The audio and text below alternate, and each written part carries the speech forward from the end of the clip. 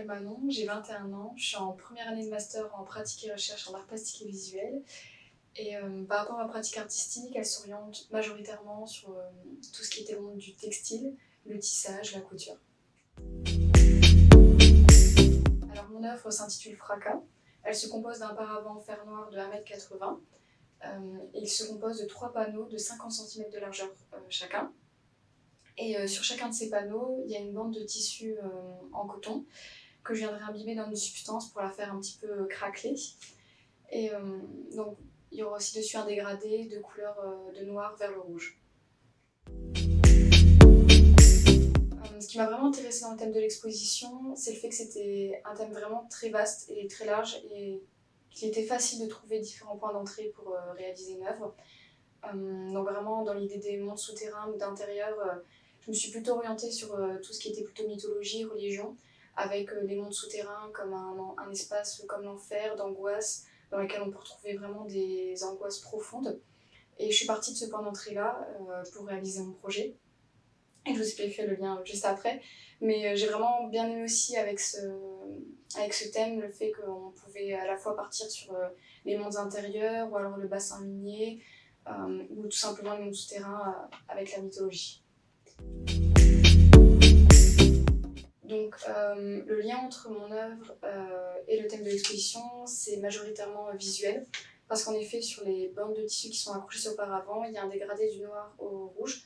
Donc je choisis vraiment ces couleurs par rapport au thème de l'angoisse, de la peur et aussi du fracas. Donc c'est pour ça que j'ai vraiment choisi ce nom-là pour mon œuvre, vraiment un nom très court.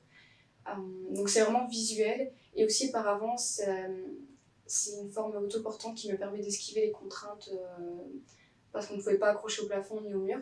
Donc ça me permettait d'esquiver ces contraintes tout en me permettant de pouvoir exposer des tissus. Et voilà. Déjà pour le paravent, j'ai décidé d'utiliser un objet manufacturé car dans ma pratique artistique, j'aime beaucoup réutiliser des objets de seconde main. Je suis un peu une amoureuse des objets. Je trouve qu'ils ont vraiment, surtout les objets de seconde main, vraiment une histoire, un passé. Et je me plais vraiment à leur imaginer la façon dont ils sont, s'ils sont abîmés, ou la personne à qui je vais les acheter, comment utiliser l'objet.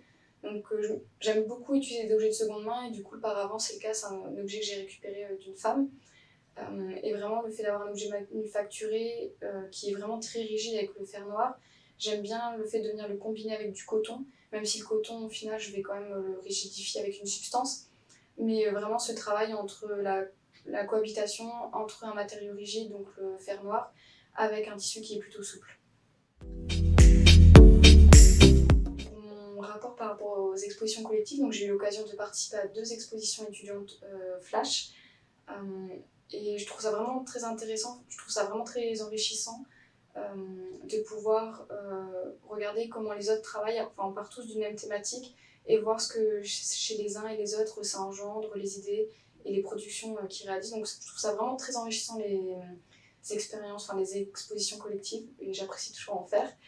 Et pour le cas donc pour le Louvre-Lens, j'ai surtout voulu participer parce que pour moi c'était vraiment une expérience très professionnalisante, c'était un peu la chance à saisir parce qu'on travaille avec un budget, vraiment des équipes qui sont professionnelles et aussi on a la possibilité d'avoir vraiment un suivi et d'exposer vraiment dans des lieux qui sont faits à l'exposition dans un musée et avec toute la visibilité que ça engendre.